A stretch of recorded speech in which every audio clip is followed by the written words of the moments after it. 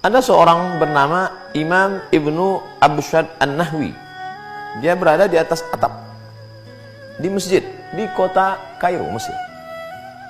Dia sedang makan sesuatu. Dia makan di atas karena rumah lantai 2. Ketika dia sedang makan, tiba-tiba dia lihat ada seekor kucing. Lalu dia lemparkan segenggam makanan pada kucing itu. Kucing. Dia sedang makan di atas, ada kucing, dia berikan. Lalu kucing itu mengambil dan pergi. Biasanya kita lihat kucing, bila kita berikan tulang makanan, dia akan makan di tempat itu. Tapi unik, aneh. Kucing ini membawa makanan itu pergi. Kemudian kucing itu datang lagi. Maka Ibnu Abshad An-Nahwi beserta ada beberapa sahabatnya melemparkan lagi makanan. Dan kucing itu kembali melakukan yang sama. Dia ambil makanan, pergi. Peristiwa terjadi tidak hanya sekali, tapi beberapa kali. Lalu kemudian apa yang terjadi? Tidak mungkin seekor kucing kecil makan banyak sekali. Dari tadi kita lempar makanan, dia pergi. Apa yang terjadi sebenarnya? Maka mereka mulai ragu. Ini ada apa dengan kucing ini? Ini kucing aneh ini. Apa yang terjadi ini? Ternyata mereka ikuti apa yang terjadi. Kucing ini memanjat dinding atap masjid dari tepi masjid. Lalu kemudian turun ke tempat kosong. Di balik-balik reruntuhan bongkahan-bongkahan batu, di sana ada seekor kucing, buta. Matanya tidak bisa melihat, tidak bisa mencari makan. Lalu kemudian kucing tadi membawa makanan yang dia terima dari lemparan orang-orang beriman tadi. Lalu kemudian dia hantarkan, dia berikan. Dan itu dilihat mereka dengan mata kepala mereka sendiri. Diabadikan dalam kitab Wafayat Al-A'yan juz 2 halaman 516. Malu kita membaca kisah ini. Bagaimana hari ini ada orang manusia yang diberikan Allah Subhanahu wa taala benda yang paling berharga, bukan kaki, bukan tangan, bukan mata, bukan kepala, tapi otak untuk berpikir, hati untuk merenung sejenak, tapi sanggup memakan beras saudaranya, memakan gaji saudaranya.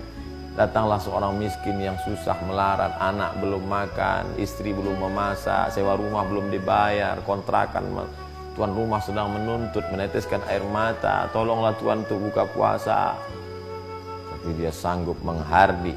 Padahal yang dia minta bukan sedekah. Dia hanya meminta gaji saya, Pak.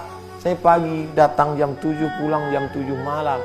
Menggali tanah untuk menanam kabel, untuk mengecat rumah. Sampai masanya sekarang untuk buka puasa. Nanti.